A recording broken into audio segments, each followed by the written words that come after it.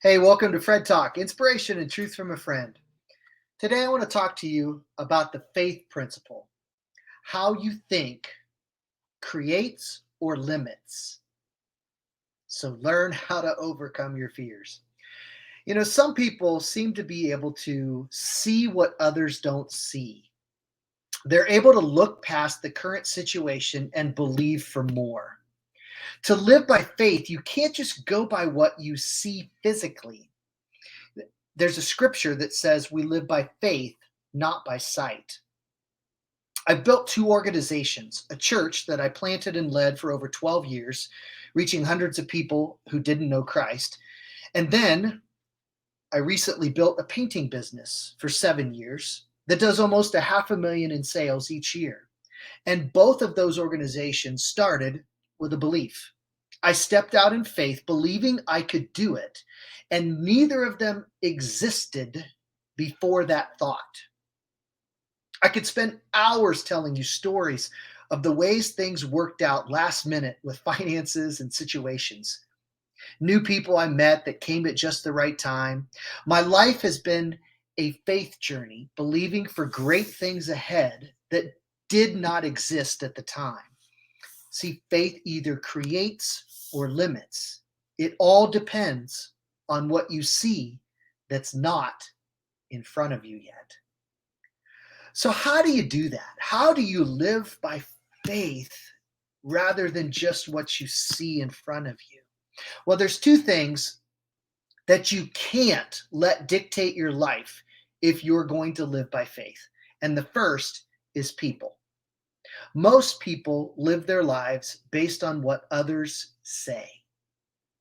They are more concerned with pleasing people than taking the time to figure out what they believe their life is supposed to be about. What we see others do or hear them say dictates most of our actions. We are reactionary, controlled by the limitations of others' views.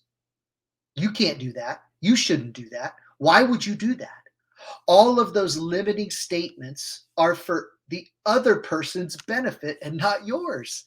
It's what they think about your life. And most of them will be people close to you, like family and friends, because they want to protect you or control you, but neither is their job. There's a story in the Bible of King David, and he killed a giant, Goliath, and he saved his people and became the greatest king of Israel. And he was the youngest of 8 boys. He was the smallest. And when the prophet Samuel came to anoint the next king from his family line, David wasn't even there. He was out taking care of the sheep. His dad didn't even think to have him come in. What does that say about his view of David's life? Samuel looked at all the other 7 brothers and said, "Nope, got any other sons?" His older brothers were in the army, and a giant Goliath had been intimidating the entire army for a month. David comes to bring food to his brothers and hears this giant bullying the army and says, "How dare he defy the living God and his people?" So he started asking questions. His older brother tried to put him in his place, calling him a food delivery boy. why do you do why do you older brothers why do older brothers put down younger siblings? Fear and jealousy. They don't want to lose their top dog position, right? Well, then David tells the king that he would defeat the giant, and the king laughs at him. He tries to get him to wear his armor. Insecure leaders don't know how to do things any differently than the way that they've always done them. And they can't empower you because they often don't know how to, or they don't believe in you. When David faced Goliath, Goliath called him a little dog. The powerful giant tried to intimidate him. If you're going to try to become who God made you to be, you need to expect opposition. Some people don't want you to succeed. Some of you are naive and think that that's not true. But for some people, your success in their mind interferes with their life or scares them. I was always the smallest growing up and I played football.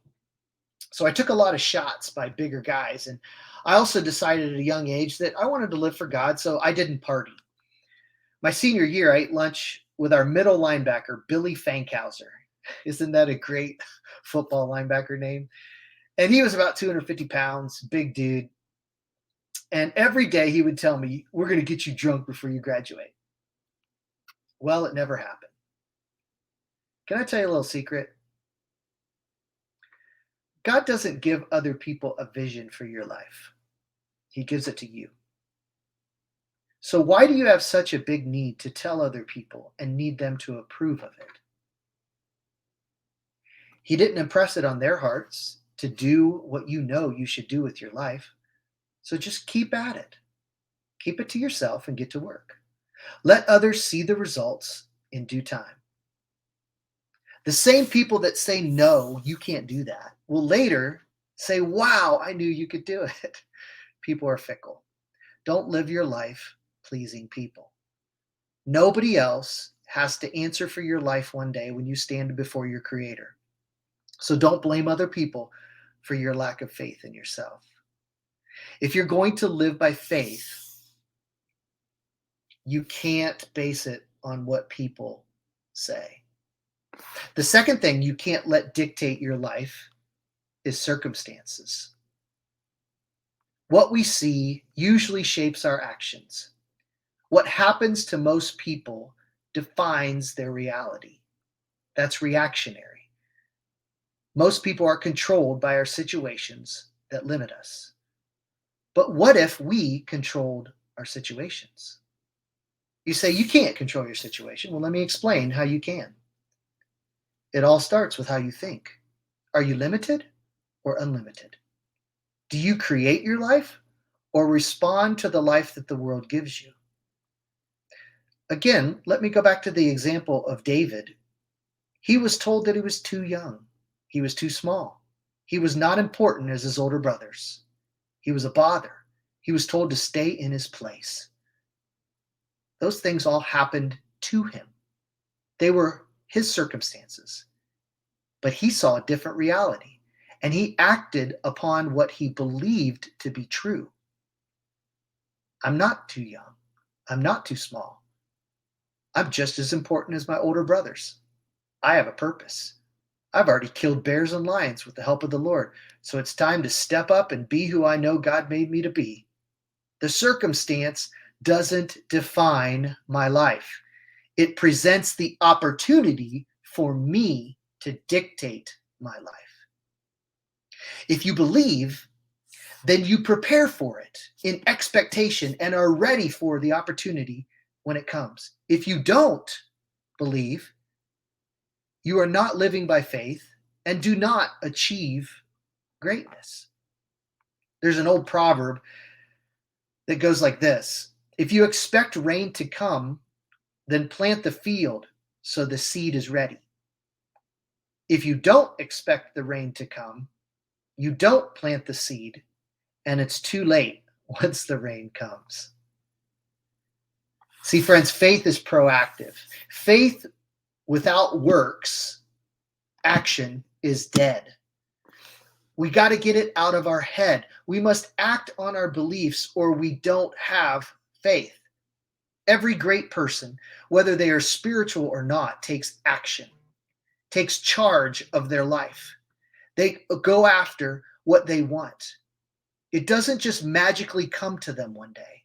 No one wins the Super Bowl and says, "I have no idea how that happened." No one gets a huge promotion to be the CEO and says, "I have no idea why he picked me." No one stumbles into success. No one sits on the couch binge watching shows and gets a call with the opportunity of their dreams. If you want to become all that God made you to be, find your purpose, become successful in life, you have to act on your beliefs. You have to Confidently face your fears and push through your challenges and learn from your mistakes and failures so you can get better. That's how faith grows, with action. Faith cannot grow if you wait. So while you wait for God to work out a situation, get busy doing the things that prepare you to be ready when He says now. Faith works a lot like a muscle. You must use them and stress them in order to grow them. If you don't stay active, you lose muscle and end up not even able to walk. Did you know that if you don't walk for about 2 or 3 weeks, your muscles start to atrophy and you end up having to relearn how to do those things? Your joints can even lock up frozen so you can't move. You can even have to relearn how to swallow or eat after just weeks of not eating or drinking. So when you let circumstances stop you from moving forward, you actually weaken your faith and end up creating limiting beliefs that reduce your life and shrink God. Did you know that in your mind, God is only as big as your willingness to act? So the less you act in faith, the smaller God gets in your mind. The more you let life limit and control you, and the more fear you experience. People who live by faith, people who live successful lives, people who overcome, don't let people or circumstances limit them. It's not that they don't have fear, they just don't let it control them. They don't live by what they see or hear, they live by faith. It's an internal, confident belief that they can do whatever they put their mind to. Now, I want to speak to something here that we need to realize. To believe in yourself and put your mind to something and accomplish it is actually a spiritual reality, whether you include God in the process or not. See, we all have a spirit, and others can sense it even when they can't see us in person. Talk on the phone, and you can tell if someone is discouraged, excited, insecure, strong, stuck, depressed, or growing and overcoming. When we complain and make excuses and shrink back, it's because we have limiting beliefs about ourselves and our situation. And if you're a religious person, you might say, yeah, I know God can do it if He wants to. But there is no expectation because you have limited God and shrunk Him down to the size of your circumstances and what you fear, and you choose not to act. That's a victim mindset. That's not a godly perspective. You can hear it in people's voice, and it brings us down. Scientifically, this is called a low frequency wavelength. If you put electrodes on your brain, you would see this low energy that's being emitted, and people can feel it. Then there are people who seem to never complain. They take ownership, they solve problems, they push through obstacles because they have an abundance belief system about themselves and their situations. They say confidently, I'm going to do this, and they believe they are going to win and overcome, and they expect things to go well and seem to always be positive. This can be true with no acknowledgement of God. Now, if these people are spiritually minded, they often say things like, God is so good, and God will help me achieve it. There's nothing God won't do for them. It's like God is so big in their mind that there's no way it won't work out. It's an abundance mindset. You can hear it in someone's voice. It inspires you to believe. And scientifically, this is a high frequency wavelength, high energy. This is a real electrical energy that's present in us. It's called our spirit. What spirit do you have? One of the spirits comes from God, the other from His enemy. God is an abundant, all-powerful, loving, conquering God. This power is available to us. God's enemy, Satan, is limited, insecure, and fearful, and wants to steal, kill, and destroy God and you. This power is also available to us. The question is, which do you choose? What are your actions showing? It's all in how you choose to view life. Your perception controls your narrative, which shapes your life. You either choose faith or lack. Now think about it for a minute. Who gave you the ability to think of greatness? Where did those ideas come from? See, friends, nothing originates from us. That's why you shouldn't get puffed up about yourself and think you're greater than other people. There's always a source for our thoughts and ideas. It's not selfish or prideful to have big dreams, to see yourself achieving greatness, to believe it and work at it and become all that God made you to be. It actually inspires others and helps people see the goodness of God, whether someone gives God credit or not. Don't let fear hold you back. The antidote for fear is action, to step out, acknowledge your fear, and do it anyway. Don't let fear stop you from living your life to the fullest. Fear shrinks your faith, so be ruthless with fear. Don't play around with it. It'll take you out. Learn to overcome it. Never let the fear of what could happen hold you back from living an abundant life. The way to overcome fear is not faith, it's action. But the problem is action comes from our beliefs. So let me help you learn how to trick yourself out of fear. You know, we talk a lot about good intentions. And I'm going to burst your bubble here. And remember, my name's Fred, and I'm your friend. So if this one hurts a little bit, it's okay. I love you. There's no such thing as good intentions. There's just good and bad actions. That's all there is. So never intend to do anything ever again. Replace that word intend with act. Get it out of your head with all the made up boogie monsters that are going to take you out, and just take the next step forward. Did you know that if you are about to speak publicly and you're nervous, and someone asks you if you're nervous and you say, yeah, I'm nervous, those 3 words, acknowledging your nervousness, triggers your brain to release chemicals that cause the fight or flight in you? We learned about this in school. When you keep thinking about it, your nervousness, and saying you're nervous, your body eventually has to act out what you're thinking and feeling. The amygdala sends a distress signal. The hypothalamus activates the sympathetic nervous system by sending signals through the automatic nerves to the adrenaline glands. These glands respond by pumping the hormone known as adrenaline into the bloodstream, which triggers the cascade of physiological responses, including an increase in temperature, heart rate, respiration rate, blood temperature, your blood pressure, and energy. The part of your brain that reasons and creates is shut down, so you can't remember things. Your body is ready to run or fight. This works great if a lion comes in the room. Not so great if you're leading a group of people or speaking.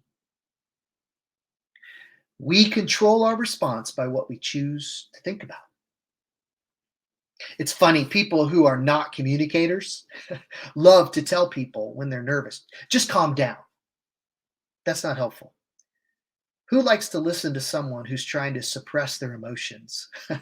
That's pretty boring.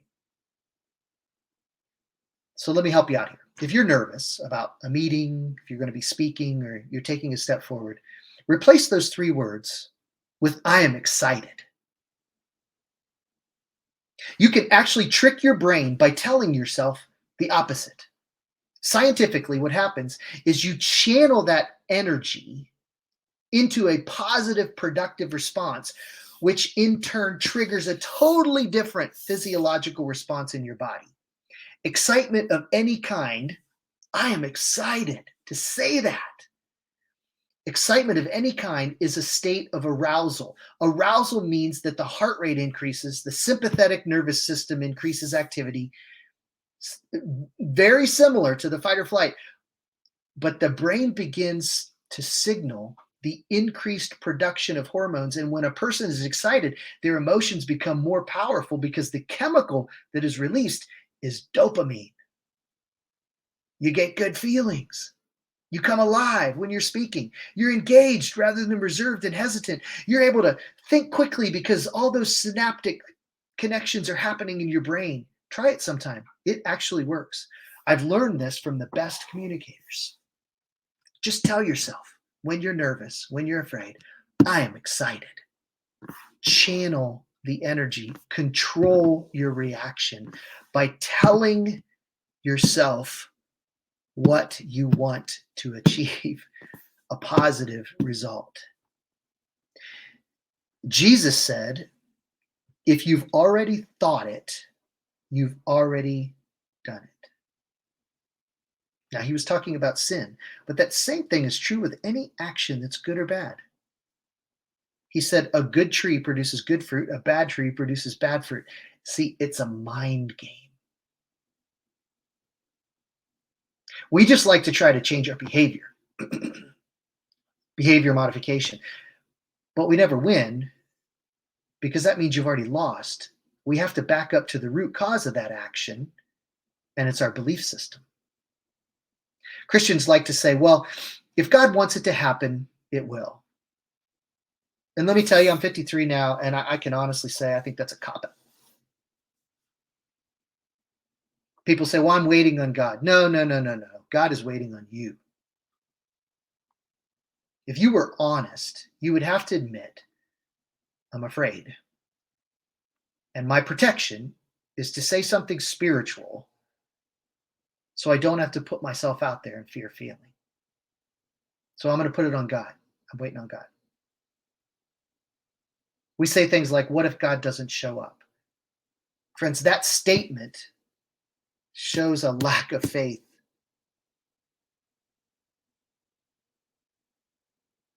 That type of belief system is just a bunch of BS, and it won't help you grow and overcome. Faith equals expectancy, not doubt. You think and talk and act with an expectant attitude. It's going to happen. I'm not surprised when it does. I've already seen it in my mind. Have you ever wondered where your visions of what you see happening come from? You ever picture yourself winning something, achieving something, becoming something? Where does that come from? Is that just in you? No. There's a spiritual reality at work in our world, both good and bad. When you deal with depression, that's an oppressive spirit that has a stronghold on our thinking and produces feelings of discouragement and insecurity that limits us and holds us back. I was there for over a year and a half after I went through my cancer in 2011. I felt stuck, defeated, hopeless. But here's what I learned during that time period. I learned you can pull yourself out of it.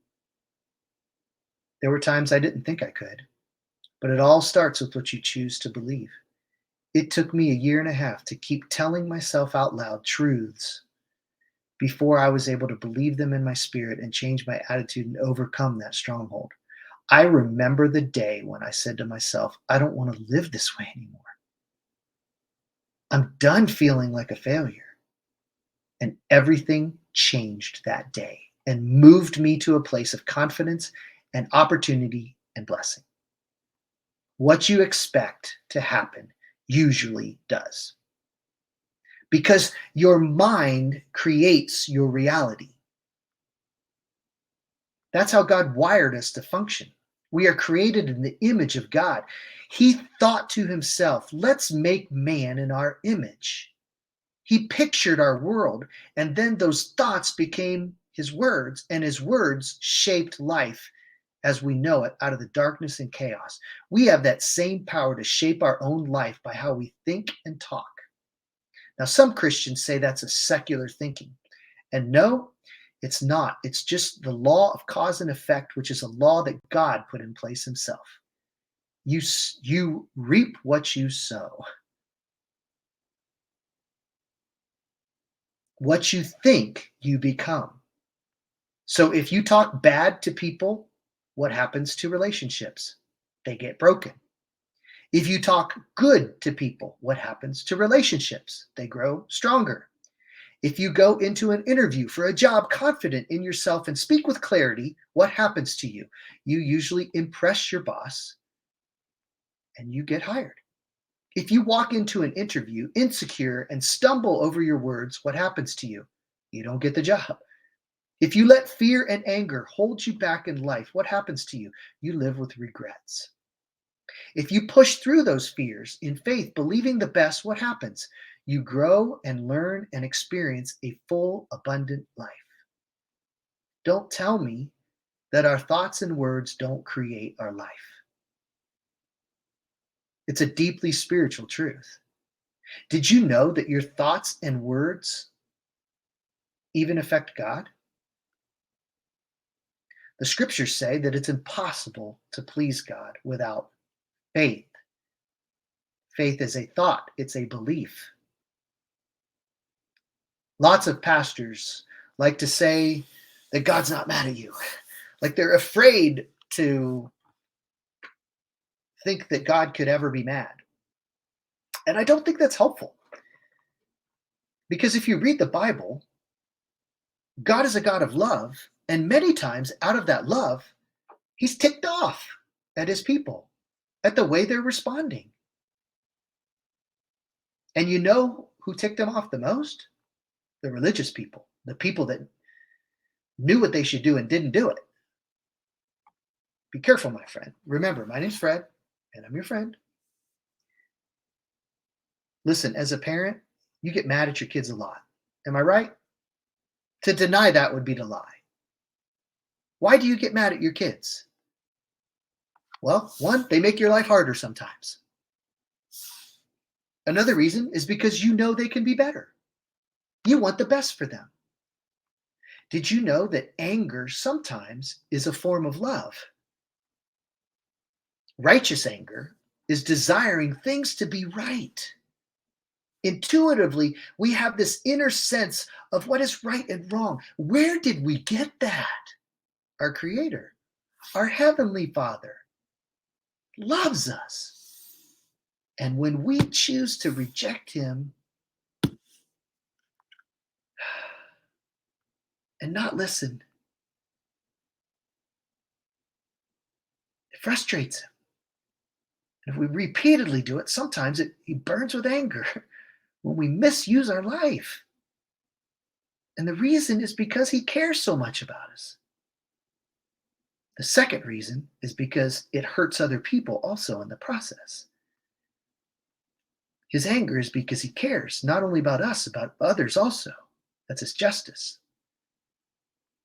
And what's interesting is that's how most men show their love, is anger. Most men get frustrated and they don't know what to say, and they get mad because they don't feel cared about or valued, and it doesn't come out good. And I'm not saying that the way a man responds in his anger is right. I'm not saying that. But the root many times of the anger is a love of something or someone and being hurt. Don't disappoint the Lord. Don't displease Him. Have a healthy fear of a holy, all-powerful God that loves you, and obey Him. And when you realize that you are not God, someone or your result is to point it out, repent, admit it, turn from it, ask God to forgive you, and then do what makes things right. That's all God is after. And I recently read a book by Craig Groeschel, who pastors Life Church, one of the largest multi-site churches in the nation. It's called Lead Like It Matters. He's talking about how to have it. In other words, God's spirit, his spirit working in and through you. And he calls it it. In there, he talks about how our systems of how we deal with people either produce positive or negative results. And often it's less about whether we're good or bad people, and it's more about whether we're doing good or bad things based on the system. It's more about how we lead people. And so he has this simple 3-step system. And the first step is have clarity on what you want to do and who's responsible for it. So if we want things to go well, have clarity of what you want for your life and what you're responsible for. Then he says, praise when it's done right and correct when it's done wrong. I mean, this is a great parenting technique also. Praise when it's done right. Affirm. Reward the right thing. That gives dopamine, causes us to want to do it again. And then correct when it's done wrong. But what do we typically do? We typically don't reward when things are done right. And then we expect it to be done right. And then when it isn't, we get mad. And then somebody's not listening. And then we try to convince them to do it. And then we praise them for doing the wrong thing. Listen to me, friends. If you will allow yourself to ruthlessly evaluate your results, your actions, you will learn how to get to the root of the cause and be able to change it. But if you're not willing to change your actions, it's a heart issue. So I have an activity I want to encourage you to do to grow your faith. You say, Fred, man, this is great. I want to have more faith. I'm not sure how. So let me give you a suggestion of something. Steve Harvey, who hosts the Family Feud, and he also does a lot of speaking. He used to do a lot of stand-up comedy. He actually, over the last few years, he actually gave his life to Christ, and he's talks a lot about his faith and the difference it makes in his life. And one of the things that he does is in between his Family Feud tapings on the commercials, he speaks to the audience for about 5 minutes and gives some inspirational challenges. And he talks a lot about faith. Well, one of the times he did that, and I listened to a lot of these, he said, if you really want to grow your faith, do this. Write down 300 things that you want God to do for you in your life. Just write down 300 things you want God to do in your life. And he said, you'll probably get stuck at 75. Keep pushing through. So I did it. I started it back in the fall. And I didn't get stuck at 75. I blew through 100 pretty quick, but I got stuck at 125. And it took me 2 months to finish 300, 2 more months. And then after I finished, I went back and I got rid of all the repeats. I really didn't have 300, so I crossed them out and I added some others. And here's what I noticed when I kept going back through it. I noticed some themes. Some of them were some possessions that I wanted, but most of them were values or impact with people that I wanted to make. And here's what I learned. Over that 3 months that I worked on that list of 300, it expanded my view of God and myself just by doing that exercise alone. And then what I did is I went through and I color coded everything. And I put one color for things that I was actively working on, green. And then I put in the things that I needed to grow in, I put in red. And then the things that had already happened or as they happened, I put them in yellow. And I've already got quite a few yellow ones. So let me challenge you. Maybe 300 is daunting to you. Try 100. Write down 100 things that you want God to do in your life. You may get stuck at 50. Keep pushing through. Because here's what's going to happen. You're going to grow your capacity. You're going to push past your limiting views of God and yourself. You're going to grow your faith. You're going to identify some themes. It's going to give you some clarity on what you really care about in your life. To grow your faith, you have to stretch yourself. You can't stay comfortable. Successful people live by the faith principle.